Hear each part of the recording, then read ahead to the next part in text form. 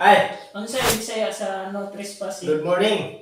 Oh. Ha? Good morning pod. Oh. Ano sa Bisaya sa no trespassing?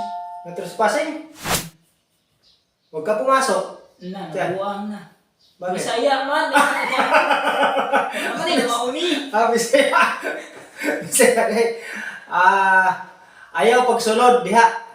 Eh, dapat taka naman ka. Sana naman mo.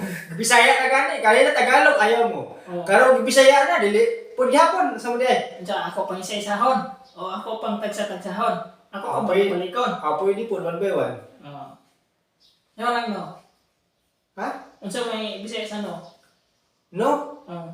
No, ayaw. Oh, wala. Oh. Oh, wala.